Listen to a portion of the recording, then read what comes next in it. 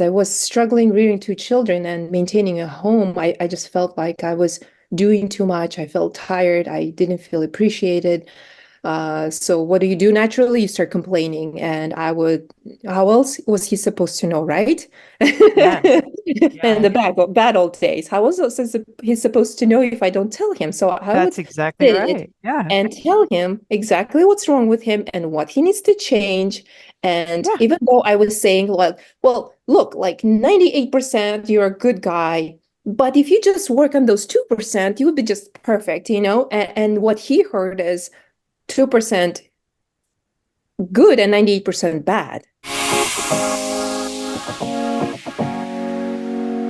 Welcome to the Empowered Wife podcast, where it's all about fixing your relationship without your man's conscious effort so that you feel desired, taken care of, and special, even if your relationship feels hopeless. I'm Laura Doyle, and today we're talking about what to do when your husband treats you like a roommate. My guest Dena's marriage felt cold and distant, like roommates who were either fighting or having a Cold War most of the time. The threat of divorce was hanging over them. And then Dena decided to do a few things differently. And instead of roommates, she says they feel like soulmates. She's going to tell us how she did it so you can do it too. But first, let's talk about what to do when your husband treats you like a roommate, because that feels cold and lonely. You didn't get married to just have a roommate. You got married to enjoy each other's company and to enjoy passion. And if you're anything like me, to feel desired. That's so important. So, getting the roommate treatment is like a bait and switch. And that can make you feel rejected and even abandoned as a wife. It's also embarrassing. I mean, it was for me because I felt like it was proof that I wasn't desirable, which I wasn't, and that our marriage was falling apart, which it was. So I had lots of problems and no idea where to start because I had already tried the oft repeated advice to share my deep concerns about his lack of affection. And let me tell you, that did not work.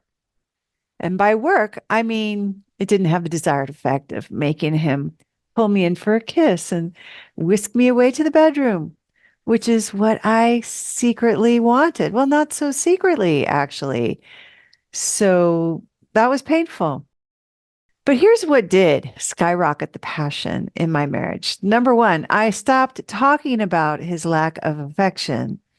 The more I told him what he wasn't doing right, the longer the frosty roommate situation went on, and the more I complained to my girlfriends about how there was something wrong with him. It was all his fault. That much I knew from hearing myself say it so many times. But that made me feel hopeless about having a passionate marriage where we were always snuggling and kissing and having fireworks in the bedroom, which I wanted so bad. Once I stopped talking about the roommate situation, or let's face it, complaining about it, criticizing him for it, at least I wasn't picking the scab and making it bleed.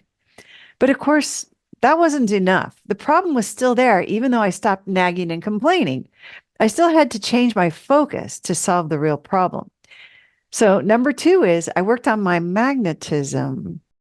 You know how I was afraid that I wasn't attractive and desirable? To my horror, that turned out to be true, but not for the reasons I thought. I thought it was because of the way I looked, that I wasn't thin enough and I had too much cellulite and those crow's feet, which I felt wasn't really in my control. But that was never the problem. No. What made me unattractive and undesirable was my permanent, scrunched up, disapproving, frowny face, which I was committed to so that he would know I was unhappy. Unhappy. I didn't want to start smiling and have him think that what he was doing was okay, because it most certainly was not. But then it turns out that wasn't making him decide to like be more thoughtful and romantic and affectionate. But when I started smiling more and smiling at him, especially, he saw that I was pleasable. I was pleasable. And he wanted to please me. And that's when I turned up my feminine energy to high. So, how did I do that? Well, number three is I became receptive. When we first fell in love, I was happy to receive my husband's invitations to go out. I was happy to receive the flowers he got me, the compliments he gave me. But somewhere after we got married, I let other things take priority. I didn't want to go out because I wanted to save money. Same with flowers, too expensive. And then I'd even argue with his compliments when he said that I was beautiful.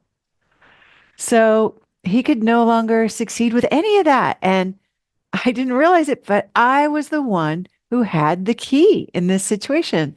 I held the key because I wouldn't receive. So when I decided to take on a new mantra, which is receive, receive, receive, and I stretched into receiving his compliments and his gifts and his romantic overtures, it was a little scary. I felt less in control and more vulnerable, but also more cherished because those romantic gestures came roaring back as soon as I started to receive them again. It made me nervous to give up my old priority of eating the chicken I'd already defrosted instead of accepting his invitation to take me out to dinner. But I also felt a lot less like his roommate when he opened the door for me and pulled out my chair. Who knew he would do all that when not long ago he hadn't been showing any interest? The passion and the romance returned when I started showing up happy and receptive. So it's interesting to ask yourself, if you feel like roommates at your house, how are you showing up? I mean, how would it be to look for opportunities to smile at him and to receive what your man is offering to you? You might just find out that your roommate is actually a pretty passionate guy.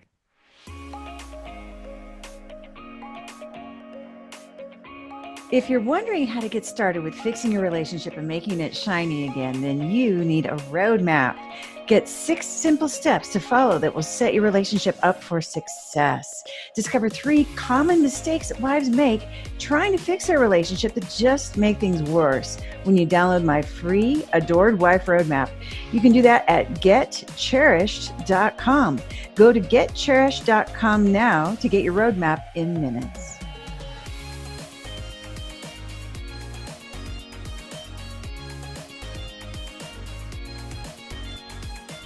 My guest Dena's marriage felt cold and distant, like roommates who are either fighting or having a Cold War most of the time.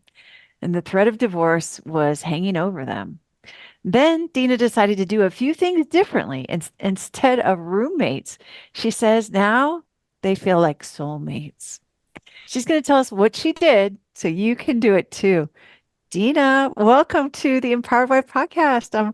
I'm so thrilled to have you on the show. Hi, Laura. I think I'm more excited than anybody that has ever been on the podcast. I never ever dreamed that I would be one day speaking, to you and meeting you in person and all the things that you've done, contributed personally in my family and other families is just remarkable. And oh, your humility, your vulnerability, your just coming out and telling the story as it is, it takes a lot of courage. And I thank you for taking that leap of faith and and sharing with us so we can learn too. Oh, thank you, Dena. That is beautiful. That's beautiful. Thank you for that acknowledgement. I love that. Well, I'm dying to hear your story. I'm anxious to hear your whole story. And so I'm wondering what things were like in your marriage in the bad old days. What was happening? Oh, I'm such a happy person and a very positive person in general, but I have this forget file in my forget folder in my brain that I love to forget bad things that happened to me. So I had to actually like dig deep and think about like what really was it like in the bad old days? Like what was the struggles? And it took me some time to dig up some stuff. But so we've been married for many years with my husband, and we had 2 children. And as the children start to come, it becomes chores and responsibilities and less time to spend with each other. And my husband was working full time, providing for us. He's still providing for us. So I can stay home with kids, and which was a huge blessing. But I was doing a lot at home as well. I was cooking and cleaning and child rearing, and I felt like I was doing more than him, and I had that giant scorecard in my head. I'm thinking like I do more, and I started to grow resentful of him, and to the point of about 2 years ago things started to escalate to the point of us constantly fighting, Cold Wars. The bad D word was brought up 2 times. And to me, that was just a shocker because I have been previously married and divorced, a very short marriage. And, I got out quickly. I got quickly out of there. And for my husband, he's been married and divorced, and he has children from previous marriage. So going into this marriage, I already had an idea that this has to work. Divorce is not an option. So once we started having these problems, I felt really trapped. And it was just every time I tried to explain myself to my husband, he would not even, he would not listen to me. I would just open my mouth and say one word, and he was just done with it and not listening. And it was getting to be very uncomfortable. And yet I didn't want to just, give up on our marriage. We had 2 kids, and, at times my mind did drift off, and I thought what it would be like if we would divorce. I mean, we would have to divide the properties we have, and what about the children, and where would I live, and I would have to work and support my kids. And I didn't want to be lonely, and I didn't want to be a single mom. So just constant fights and Cold Wars, lots of misunderstanding. I don't think that we were that different. It's just we did not understand each other, especially him. It was his problem. Oh, It's always yeah. about Oh, him. yeah.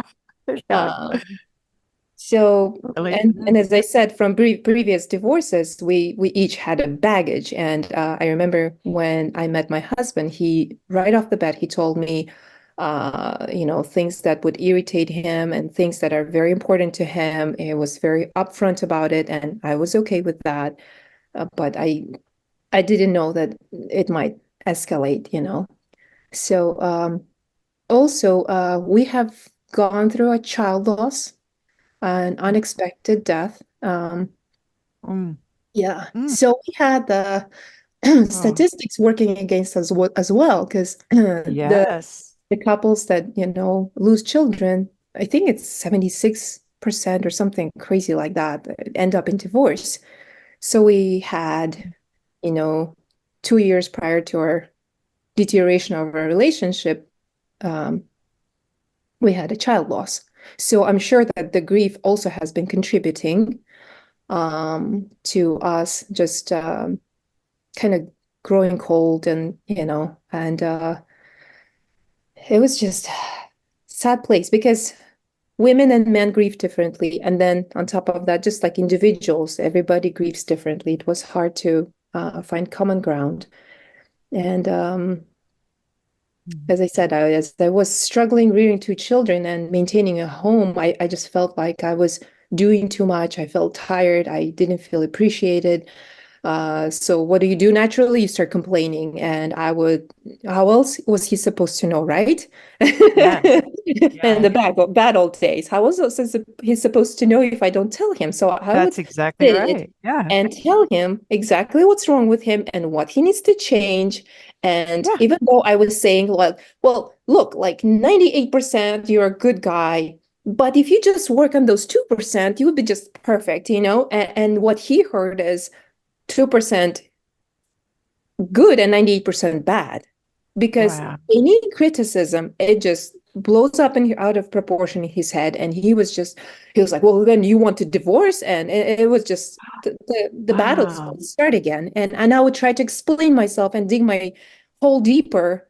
by explaining and by trying to tell him what it is, and he would just become very stubborn, dig his heels, and say, "No, we're not going to have this." And it was very difficult, and I felt trapped also because I couldn't turn to my family. I was too embarrassed because I already had one failed marriage, and I didn't want to turn to his parents either because they would worry to death about him, and they already, had this very toxic ex wife of his to deal with, and just the drama that they've been through. I didn't want to put them through another drama. And and during these fights, sometimes he would even compare me to his ex, and that was the most hurtful Oh, thing ever. It was just terrible.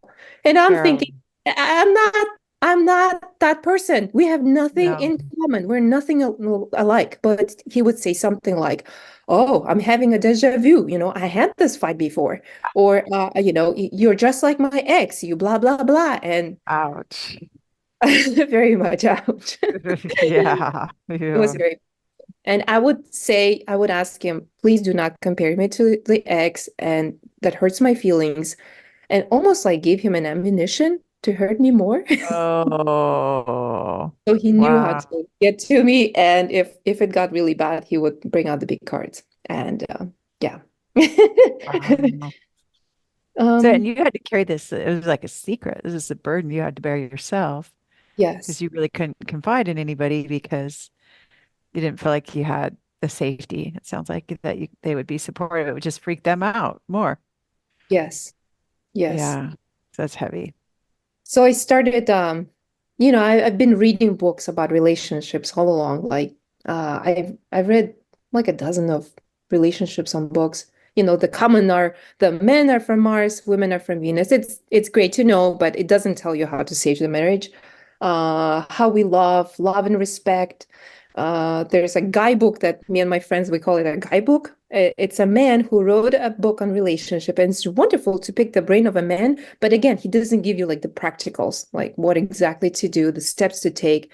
And in comparison to all the other books, yours was just like plain, simple instructions, like a manual. And I love that about it. Like, I'm a do-it-yourself kind of girl, and I love to sit down and be able to figure something out on my own. Um, I love the book Five Languages of Love by Gary Chapman, and it's wonderful. But again, you have to get the man on board. It takes some time to get that routine going and stuff. And I just felt like, you know, with your skills, once I started using, I'm jumping the gun here, but when I started using your skills, oh my gosh, the results were like within 4 days. Wow. That's great. That's powerful. So you were looking for solutions. You're reading all these books. What else did you guys do to try to fix the problems in your I marriage? was talking to a friend of mine, and she mentioned about marriage counseling. And she said, "Oh, it's wonderful. I even know the guy, you can go and talk to him." And I said, "Well, what is it like? I know what counseling is like, but I wanted to hear her perspective." And she said, "Oh, he told my husband then what he did was wrong and he needs to change and da da da." And she lost me at that point because I knew if that were my husband, he would just walk out the door and we would never see that counselor ever again. And I was like, "Okay, well, that's not gonna work." And I just vented and picked the brains of my friends. And you write in your book that you have had a failed recipe, and so did I. Yeah. I Yeah. come from a family, thank God they're still married, but they just had like they still have lots of problems. Me and my mom and my dad, they're nothing alike, and my Wasn't mom the is a recipe you very want to copy? disempowered wife. Go. What? Wait, say My that mom, part again. I missed it. my mom is a very disempowered wife Oh, in your. disempowered wife. Oh no. Sounds I like, oh gosh, like a martyr or victim wife, I Yes, guess. What I hear. yes. Yeah, So disempowered. Yeah. that's what I Oh, grew up with. I all I saw was, things what not to do. And right. when I was around high school, I was exposed to other families, and there was this beautiful family, and they were very loving and sweet to each other. And I thought, wow, this can really happen. Some families can be like that because I thought I'm doomed to have the same marriage as my parents, but I didn't know how. So it took me years. Um, and as I said, this is my second marriage. I was in my 30s when I met my husband. So, it took me some time to to get there, to really work on myself and say, okay, I really do want to be married. I do want some children, and I need to figure out how to do this. So, Yeah. Yeah. And even once you decide that, I know, yeah, it can be hard to figure out exactly how to make that happen. So, all right. So these fights are happening, the Cold Wars are happening. You're feeling unappreciated and scared that your marriage is really, it might be in trouble because there's talk of divorce. So then what happened? so another thing that was a problem was lack of PI, or Mm. not much of PI, physical intimacy. And some days I just thought, why am I even married? Yeah. Like, Yeah. married Yeah. people supposed to sleep together, and like, That's supposed to be one of the benefits of marriage, right? Yeah. yeah, Yeah. I'm like, I feel like I might be married, I might not be married. We're not having much of it, and I would subtly try to bring it up and say, well, some marriages, I wonder how often is norm, and blah blah blah. It's just subtle ways of controlling, and nothing worked. It was just, and then I thought at some point maybe something's wrong with my husband. Maybe we need to give him some supplements or whatever. Yeah. Little did I learn later that I was just squashing his respect, his oxygen. And yeah. So back to answering your question.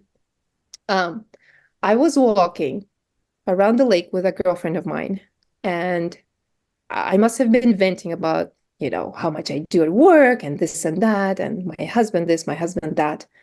And my girlfriend mentioned a book written by you. And she said, why don't you read it and see if it will help you? And I'm thinking, well, I already read so many books. And she flat out told me, you're doing too much. And I was like, You're doing okay, too well, much. That's what yeah, she you're said to doing you? too much. Well, I'm like, I'm a mom of two kids. What do you think I do? She said, Right. you're doing Yeah. too much. So the book that first she recommended was as good as you can stand one. Oh, And that was a very hard one to read. And she also told me that there are other books by you, Surrendered Wife, The Empowered Wife. So I quickly got Surrendered Wife from the library. I read that and I liked it. And then I thought, okay, we're getting somewhere with this. And then I found out that the newer version of that same book is The Empowered Wife. So I thought, okay, I want to read that too. So I ordered that. And as soon as that came, I think I read it in a day or two. And since then, I have reread it many times. So I know you very well through your books. yeah. The whole volcano explosion in Hawaii and other stories.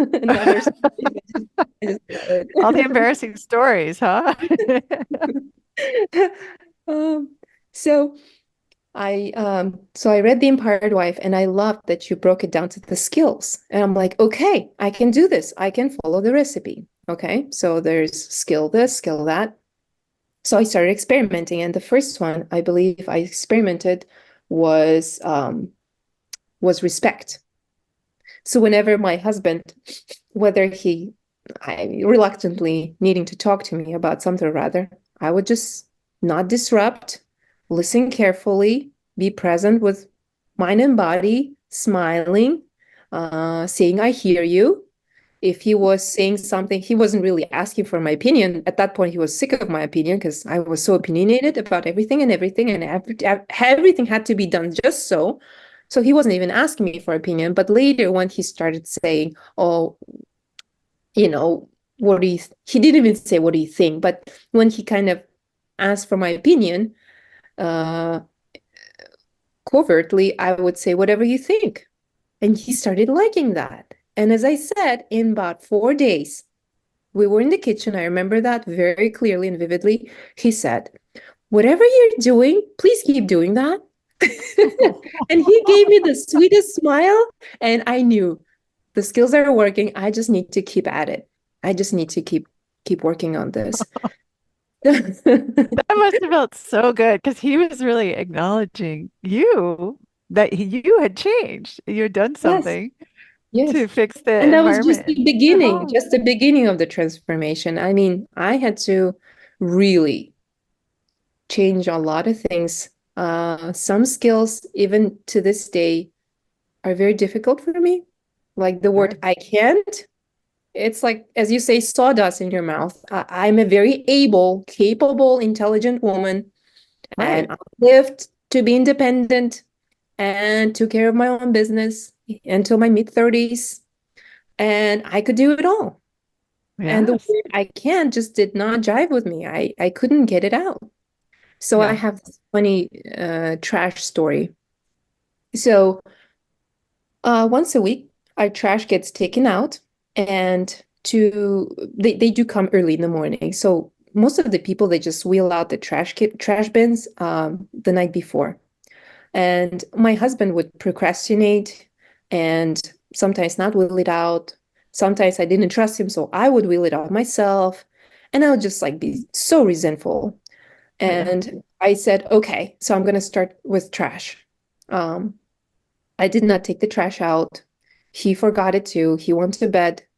I was um, in the kitchen having my breakfast, and I hear the trash truck pull up in the driveway. And my husband from upstairs, from the bed, is screaming, can you get the trash bin out? And my natural state would have been just getting up and getting the trash bin out, right? And I sat there and I said, I can't. I barely got those words out. And then he didn't hear it. So he said, what? I said, I can't. So next thing I know, and I'm thinking, oh, I'm in trouble. He's gonna like You're come in down trouble. angry with me, and he was like, why can't you Right? do that? What else are you doing? Blah, blah, blah, you know? But no, you know what happened? Amazing thing happened. He hopped up from the bed, he ran downstairs, got the trash bin out, came back inside, and he was talking to me like business as usual. Like nothing happened. And I was like, whoa, okay. So I can use the I can't, and without getting into, battles again or arguments. I was like, oh wow, okay. So ever since, um, he's been taking out the trash every day You to don't the take out trash. the trash And anymore? then, nope, I am not in charge of trash anymore. I have Oh, relinquished control over trash. wow. Another thing that I have relinquished control over and I have received graciously is vacuuming. Yes. So I was thinking, okay, cooking, cleaning, and other things like, I can handle, it's okay. But vacuuming would really help me. So I was trying to think really hard, like, how can I take the you out of it? And how can I express my desires so it inspires? And what I mustered is I would love vacuumed floors. And guess Very what, good. Laura? I had vacuum floors, and I have vacuum What? floors ever since. What? Wait. How did this happen? You just said I would love vacuumed floors. And then what happened? He vacuumed them? Yep. Yep. Really? And he's Yep. been doing it ever since. Yep. Well, one time he was busy with work and other things, and he didn't get to vacuum the floors for maybe like a week and a half, and it was getting a little dusty and stuff. It wasn't terribly bad, but it was not Yeah. presentable. And a friend of mine was coming over for lunch, and I was out running errands, doing something. So I'm sitting there while I'm in my line, and I'm thinking, okay, I'm just gonna send a quick text message. And I texted and I said, friend is coming over for a lunch, and I would love clean floors, vacuum floors. And I was so scared to send it. I thought he's gonna say, well, come home earlier then and vacuum yourself. It's your deal, your problem. But none of that. He No. sent me like a smiley, like flower, smiley face, a little kiss. And I'm thinking, is that a yes or no? But oh well, if my floors are not that clean and my friend comes, it's not a big deal. Like I have learned to loosen up and not worry about tidiness. My friends are not there to judge my cleanliness, so it's okay. If they see a couple of dust bunnies on the corner, that's fine. And I came home and my husband was finishing up vacuuming the floors. No way. He No stopped whatever way. he was doing and he vacuumed the floors. Yeah. Unbelievable. I mean, And it's the same guy. same guy. This is the same The guy same that you were talking about. same guy who would not do anything to help me around the house. I mean, now I say he didn't do anything. Of course he did. He did help with a lot of things, but in my perspective, but through my perspectives, I didn't see him contributing as much as I did. As I said, I Right. always had this big scoreboard in my head, and I'm thinking, I'm doing too much. I'm doing more than him, and I was just so resentful. But when I actually did the gratitude exercise that you said, drop down and do 10, I Yeah. started doing that. And I was like, okay, I'm really mad at my husband for not doing such and such, but like, okay, 10 things I can come up for gratitude. And by the time I get to number 7 and 8, I'm just so soft and so melted. I'm like, I forget what I was angry about. And I'm thinking, okay, this is working. I need to do this more often. I just need to drop down and do 10. Wow. You sound like such an amazing student of the skills. You have really applied these skills so diligently because they just and I just love hearing your description of how they changed your heart when you say them and you have these expectations. Oh, my husband's going to be mad, and then he responds like he just comes down and takes care of things and is your hero. Yeah, and vacuums the floor for you, and to your delight, this is all happening. But was there ever a point when you started doing this work that you thought, why do when he's the one with the problem, he's the one that won't help me. He's the one that's threatening divorce. Why do I have to do all this work? Why do I have to be the one to fix it? You know, I didn't really feel that way. No. Okay. Because as soon as I read your book, I understood that the problem was me. It was not him. He was the best man I could have married. And when I met him, I knew that he was my soulmate and I knew that he was the right one. I was praying about it. I knew, I was asking God to send the righteous, pious, good man into my life, and I knew he showed up right on time, right on cue, and I knew he was the answer to my prayers. And it was me who was not able to um, be his match. So as soon as I read your book, I was like, I see my flaws, I see my faults, and I just need to do this.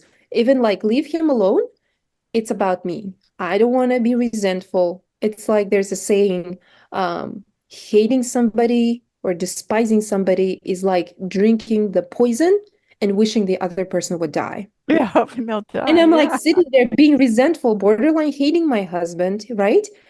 Yeah. Whenever he would feel how he would leave the house, I was like, oh, I hope he's gone for a while. And I Yeah. just got to that Yeah. point where I was not happy about that. I was like, what's wrong with you? He's your husband. He's supposed to be the closest person to you.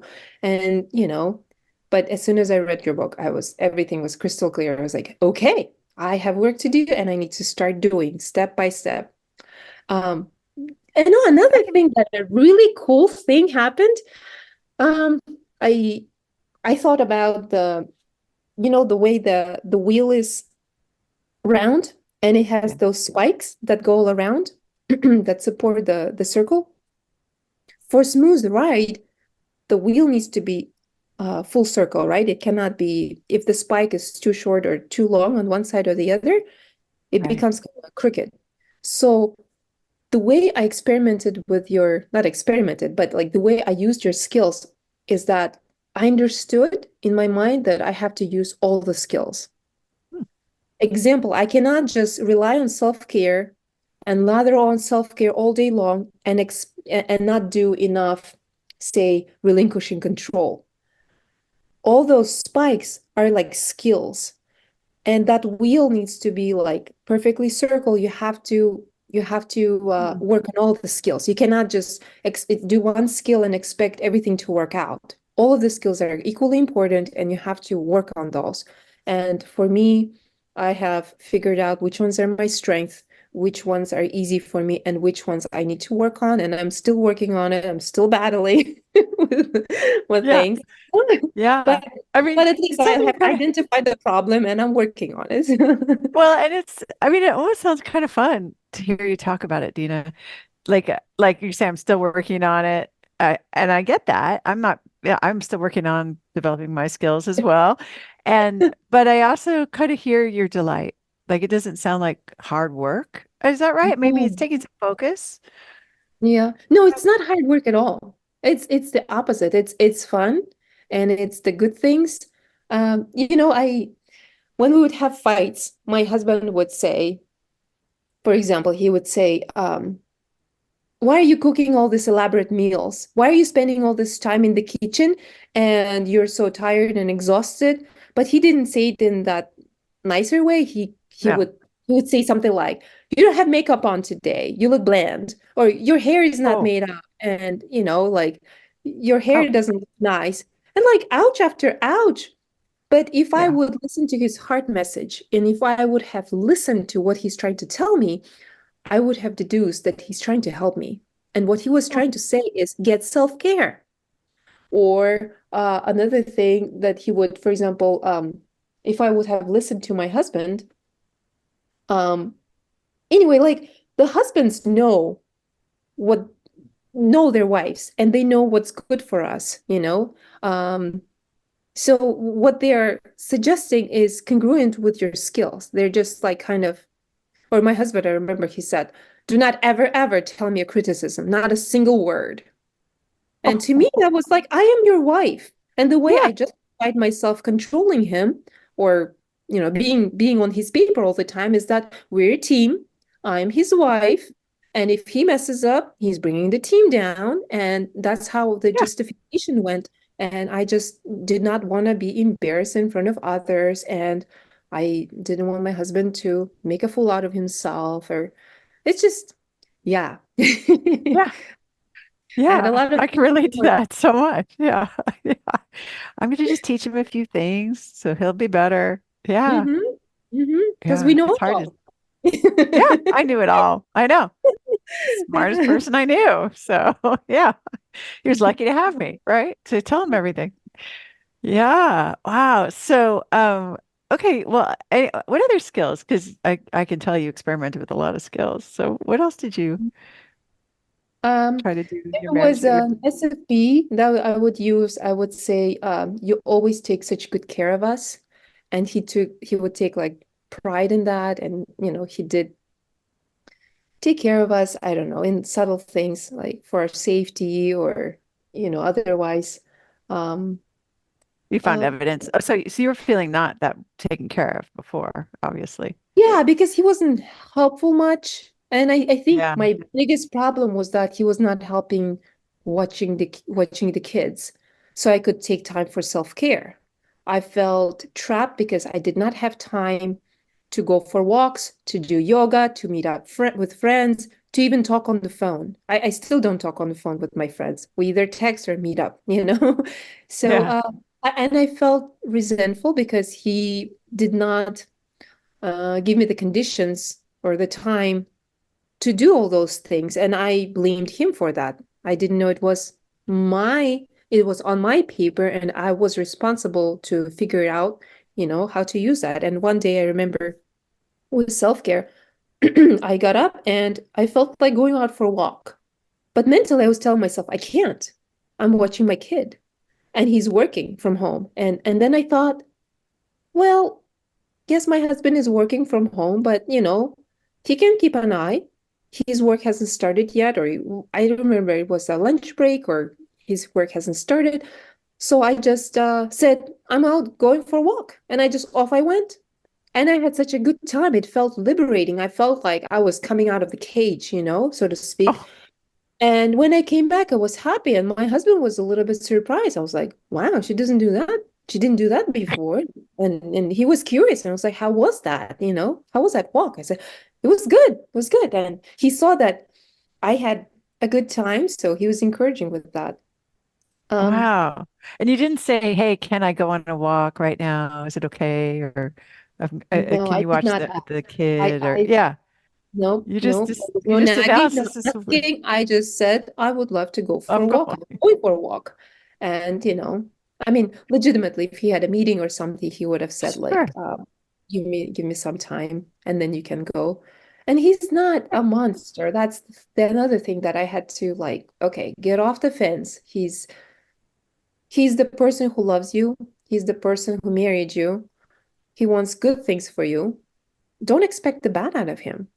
Because in my head, Mm. I'm always thinking he's gonna get mad, he's not gonna let me go, and maybe at times he wouldn't let me go, and I felt micromanaged and controlled, but there would have been a reason for him to say like, don't go. And actually what he was doing was he was mirroring me because I was the control freak and he was just mirroring me and starting to control back. And once I loosened up the control, he started being very open. He watches the kid a lot now. They're right outside in the park right now because all I had to say is, "Hey, I have an interview. I would love for the kiddo to be out of the house so I can have some peace and quiet and privacy." And guess what? At 3 o'clock, 3:30, they were out the door, and they said, "Have fun." And Wow. before, it would have been next to impossible for me to ask and beg and plead for him to spend time with his own son. And then I would probably throw in something mean like, well, you're the father, you're supposed to, you need to help out and things like that. So, Yeah. Wow. So it would have been painful in the past, and this sounds easy, and you sound like you feel well taken care of. yeah, I sure do. Amazing. Uh, What a yeah. what a difference. Being also a mom is like, you put kids as a priority, especially when they're very little. So your Sure. desire list kind of goes out the door. I don't know, it did for me. Maybe some Yeah. women it doesn't, but I felt like my world was my kids and I forgot about all my hobbies, all the things that made me happy that I did before I got married. And I had to actually like work really hard to bring myself back from the coma, and like say, okay, what do you actually like? What is your desire? I had to make a desire list, things that I like and like little things like essential oils, putting on makeup, going for walks, doing yoga, and talking to friends, going for walks, it's before I was just I guess finding reasons not to, and then would turn around and blame my husband for it. Um, Yeah. So that list, it didn't come easy, it sounds like at first. no. It sounds like you have a good list now. Yeah, I think the self-care was the harder for me. And relinquishing control. Oh, that was a rough one. I think I was really good with vulnerability. I was expressive, and my husband, was was a good listener for me, and he's always there with emotional support. And I noticed the more I expressed my vulnerability, he started mirroring me also, and he would start to open up and share his thoughts and feelings. And as bereaved parents, we sometimes talk about our pains, our triggers, the ambush attacks. And then he started opening up and telling me about the fears that he has had and the feelings that he has had, which before he wouldn't. And I just thought it's just a guy thing. It's how guys deal with grief. And yeah, and receiving was another skill where I had to accept the help, even though it was not perfect in my opinion. Yeah. Yeah. Yeah. So I just, for example, I would say, I would love for you to take, not I would love for you, but I would love the kid to go to the park, but I cannot take him right now. And then my husband said, okay. And the way he would dress him, I didn't approve. The way, I don't know, like the toys they took along with them, I didn't approve. I didn't approve that he didn't bring the water bottle along and like, why are you so disorganized? why can't you just drag along some water bottles and some snacks for the kid? Like, aren't you going He's to gonna get anticipate that? thirsty and hungry. Come on. Yeah, Yes. right. And Yeah. every mother knows that, right? Even like non-mothers know that. Yeah, But that's my right. Even I know. Yeah. Yeah. Yeah, Yeah. right, right. And I'm like, why is he so disorganized? But I had to change that way of thinking because my husband is a very organized man. He's very successful. And the less I just relinquished control and didn't boss him around, didn't tell him my opinion, he started making good decisions. He picked up another part-time job and he's loving what he's doing. And, he's starting to get to be Mr. Moneybags, as you Ah, call us. so you're Yeah, married to Mr. Moneybags too. yes, yes. Yeah, I know all about I you, Laura. I think you're adorable and think so much. Yeah, it just takes a lot of courage to get your stories out, to collect all those skills, to simmer and give it in those skill format, like 1, 2, 3, 4, 5, 6, boom, just do those six and you'll be fine. It was you. just perfect. I love hearing that. Thank you so much. You've really applied yourself in a way that took a lot of courage. I can hear it in your story, and I'm so impressed with the results you're getting at your house. What is your marriage like now? How would you describe it? Oh, I finally have the marriage that I've been always wanting. As I said, as in around high school time, I was around this family and they were just very, very sweet to each other. And I just thought one day I wish I had family like that. And I have it now. My husband is very sweet and loving to me. We joke and laugh all the time. He comes and finds me. He can't wait to tell me something, and I respectfully listen without interrupting, with I hear yous, with uh-huh, with gratitude. I try to implement skills daily, and the more I implement it, it just cannot do too much of it. I feel like the more you do it, the better the relationship gets. Sometimes I feel like this is probably as good as it'll get. Um, And sometimes I feel even like guilty having too much fun. And PI is yeah. back. Oh, it's PI is back. boring. Yes, there's nothing wrong with my husband. When I issue an apology, it just works like magic. And, early on, issuing an apology was difficult. Not for me, for him, because he would throw the bait. And then I would be tempted to start getting defensive or explaining myself, but I just continue to duct tape, double strength duct tape. I'm not going to say a word. I'm just going to listen through. And, now he kind of got the point that there's no point of throwing the bait. So when I issue an apology, he just says, thank you. And actually, most of the times he turns around and apologizes himself.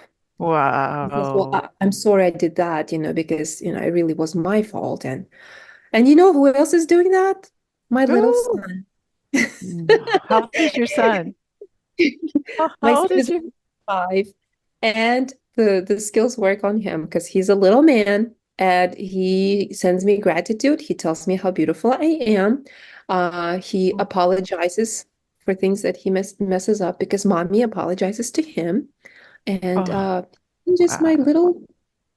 little guy, little man. I'm Oh, really, see, you apologize to a 5-year-old as part yes, of yep, I sure so you have a do. culture of accountability at your house. Everyone's accountable. Yes. Yes. I use the skills with everybody. I think it's very healthy.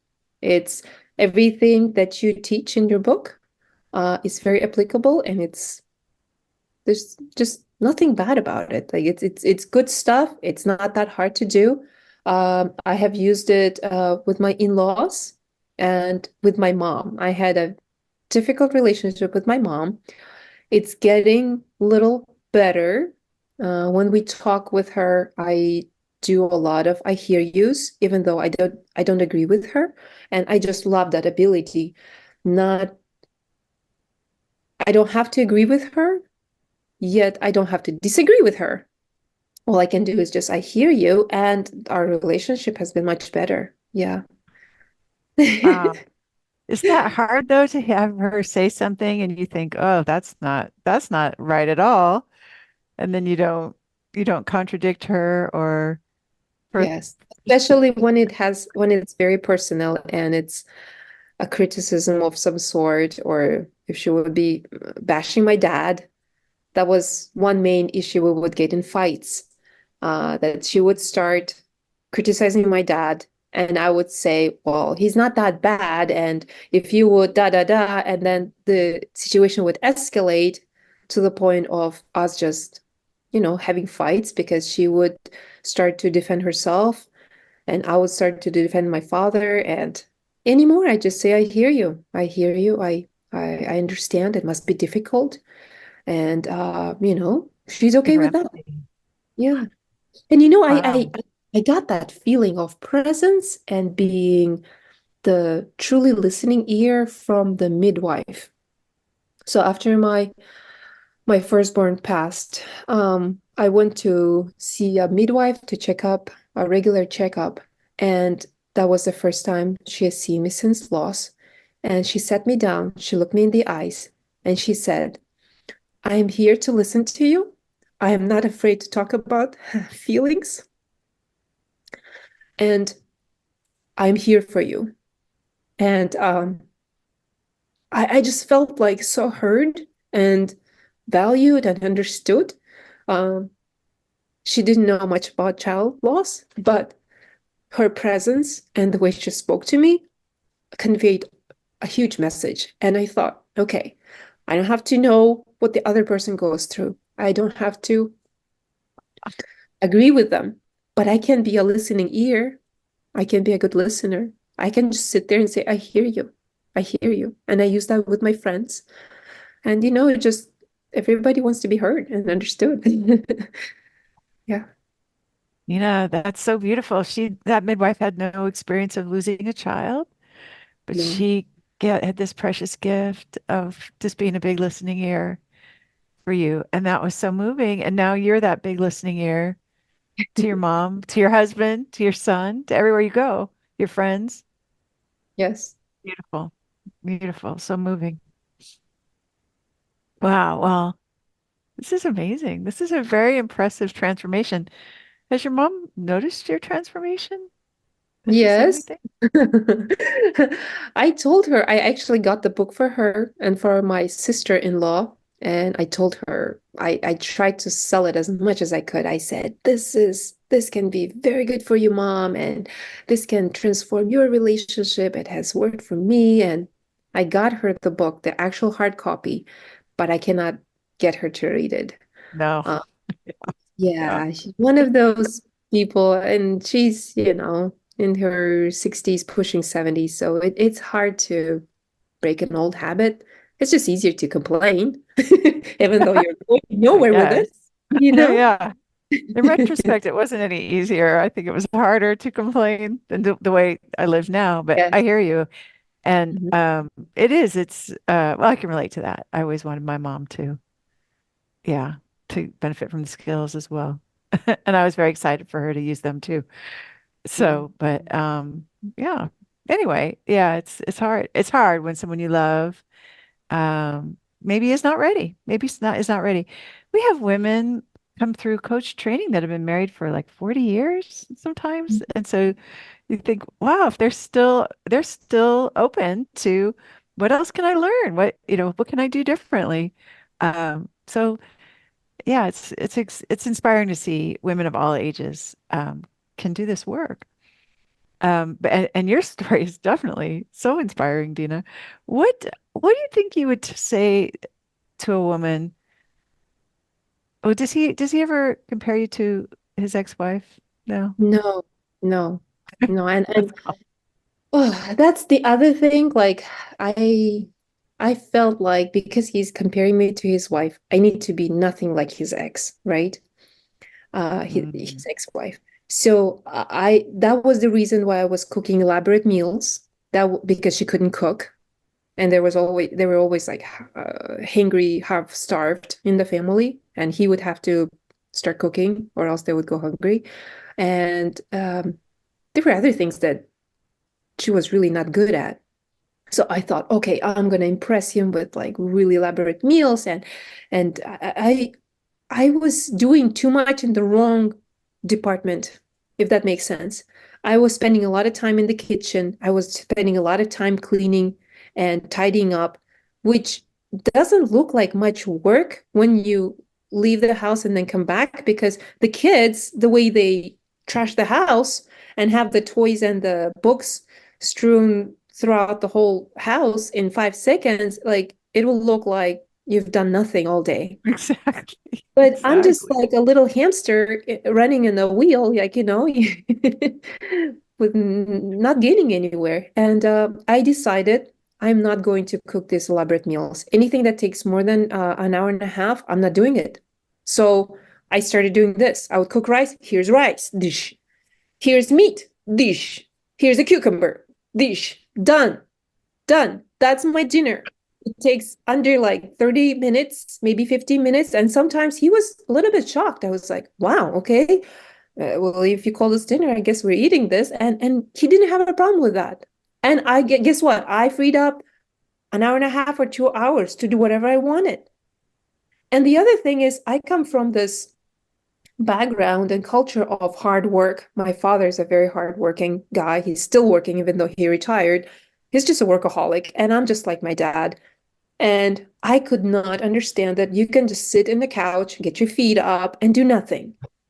You know, to me, if you become a mother, you have to become the selfless person. You have to work hard. You have to cook and clean and do laundry and, take care of the household. And that's what I did. And I just drain myself, made myself very resentful. And then I'm thinking, okay, I cannot do this anymore. I don't want to turn into my mother, and I don't want to upset my husband. So a couple of times I just, cooked pasta, put some kind of chicken on the side, threw like whatever I had on vegetables, and called it supper. Guess what? It was fine. Nobody complained. Everybody survived. I try to cook something a little better now, but early on in the skills, when I needed that time for myself, Yeah. I thought, okay, what's more important? For me to cook very well and then complain and whine about it, or for me to cook simple meals but be happy? And my husband, when he said, like, you don't have makeup on your face, what he was identifying is a frown, a lack of smile in my face. Because these days, sometimes I go without makeup and he says, oh, you look so cute. You look beautiful. And I'm like thinking, duh, about 2 years ago, you would chew me out saying my hair looks flat and I don't have any makeup on, and then just like ouch after ouch. And now I look about the same, if not older than 2 years older. And he's complimenting me that I look great. And I'm like, it's got to be the smile. And I went on a smile campaign also, with all the skills. I would smile and be the goddess of fun and light. I like that part. That really that suits my optimistic energy and my personality. And I did that very well, and he loved it. And he said, like, that's why I married you, because you're always like fun and positive and outgoing. And I couldn't do what you do. You just connect with people and become best friends like in no time. And you have no trouble relating to others so easily. For me, like, to make small talk is like pulling teeth, and for you, just like, you 5 minutes later you're bonding with somebody, and he just admires that. I'm like, okay. Such Uh, nice, such sweet things. Yeah, beautiful compliments about you, specifically about your personality and why he loves you so much, which is, I feel like part of what every new couple talks about. Well, I fell in love with you because you're oh, so thank you. outgoing, right? Isn't that? Yeah, yeah. So it's so sweet.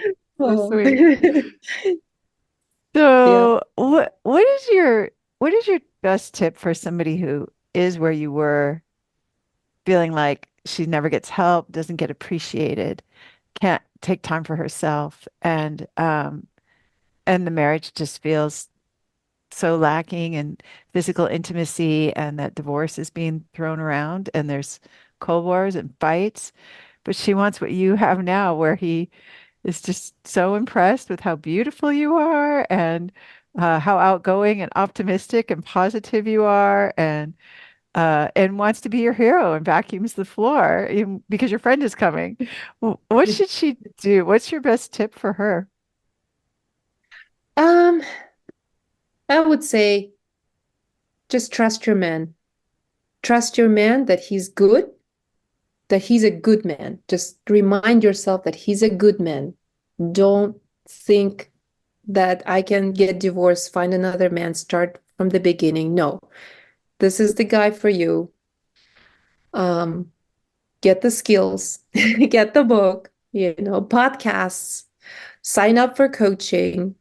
If that, if it's getting really bad, you would benefit from coaching.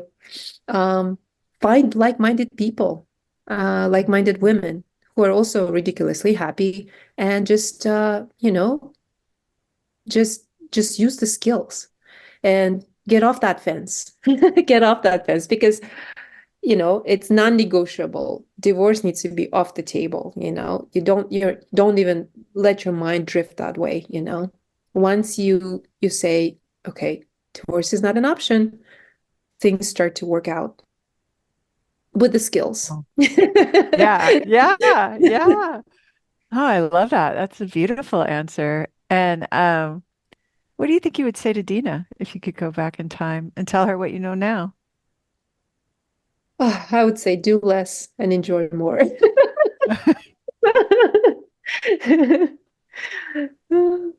That's a fun thing to hear, right? Even when your friend said that, you're doing too much, was part of you like, oh, that's great. Like, yes, I'm doing too much. Speaking of that friend, she's in her 40s, like almost mid 40s, and she has had failed relationships in the past, never been married, and she recently got married for the first time.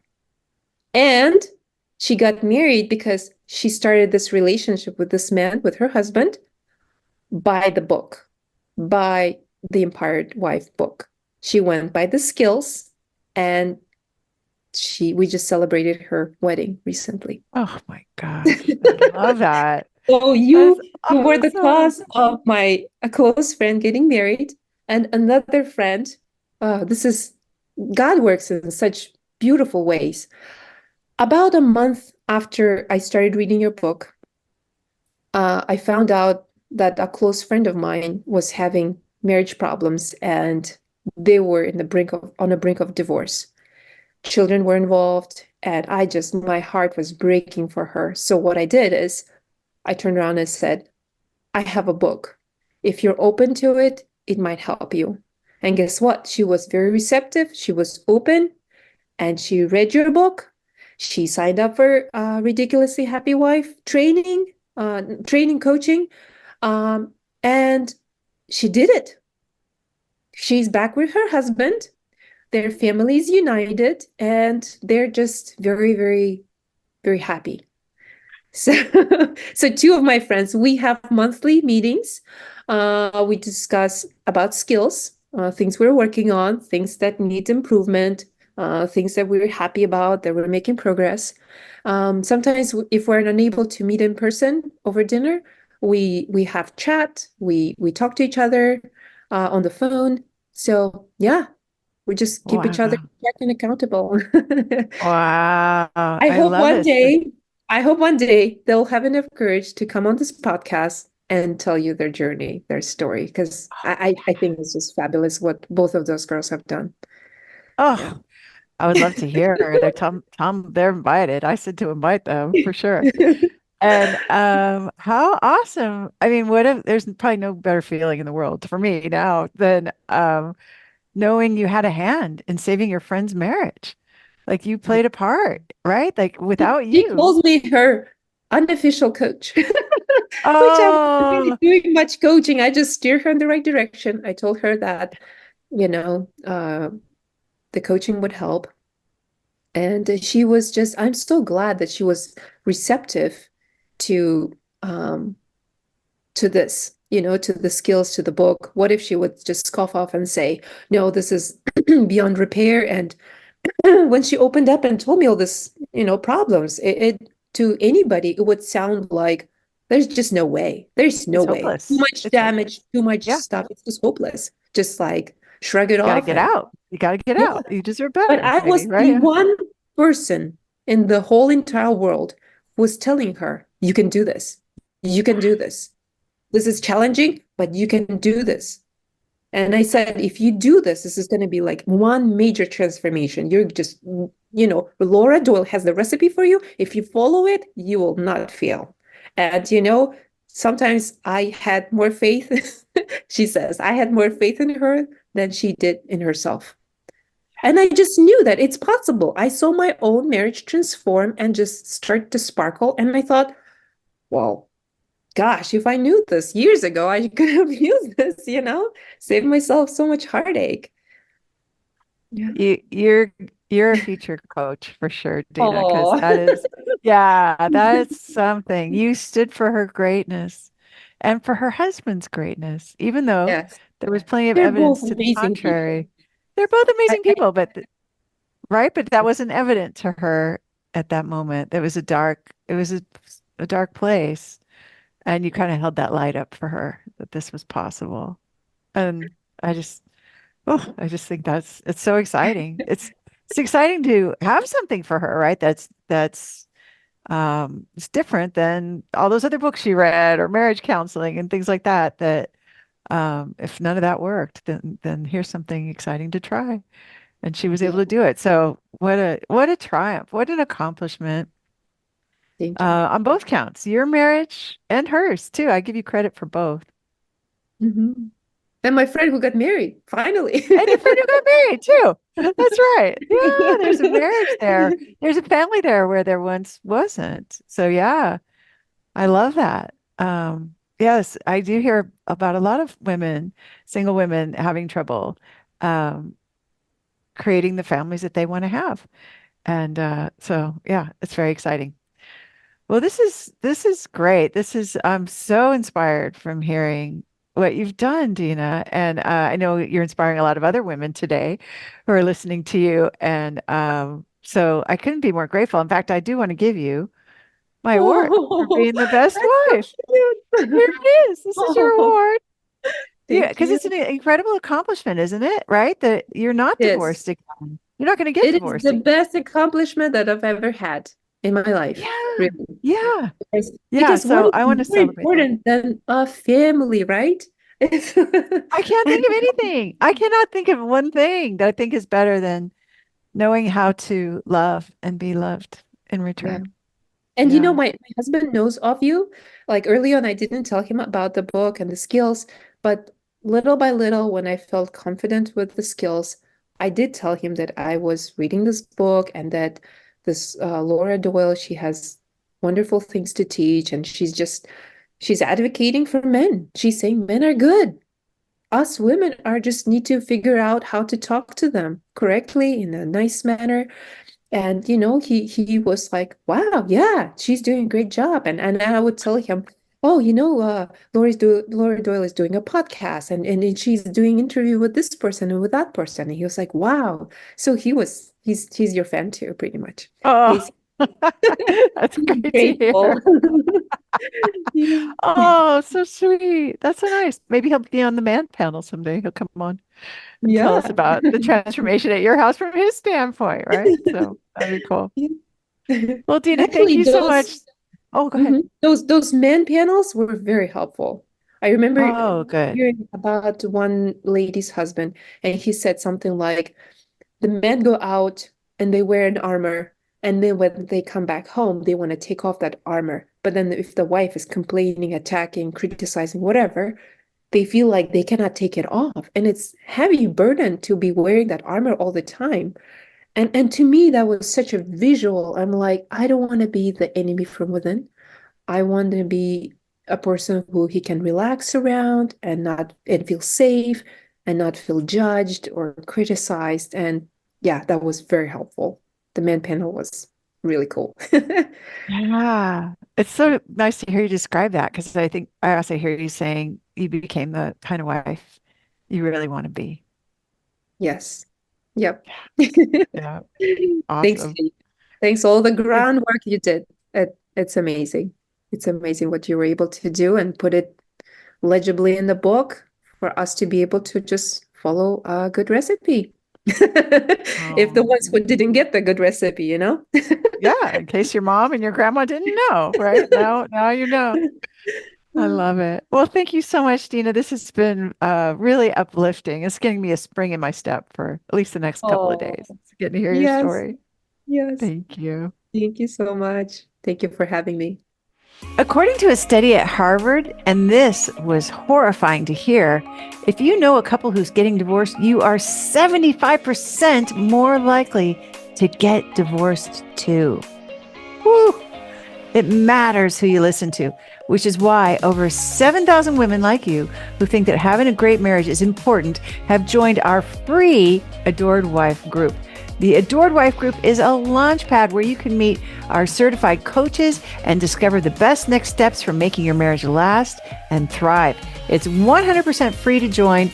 Just go to lauradoyle.org/group right now. This is a private group and it's not for everybody, but if you are a wife or girlfriend who thinks that having a great marriage is important too, we'd all really like to meet you. So go to lauradoyle.org/group right now to join us free. That's lauradoyle.org/group. Listen and subscribe to the Empowered Wife podcast. Next week, I'll reveal how to find a relationship coach, including the top 3 things to look for. In the meantime, I hope you're having lots of fun. Today's fun fact is that Christmas shopping is just me continuously finding things and thinking, I have never wanted anything more than these stackable bundt cake pans.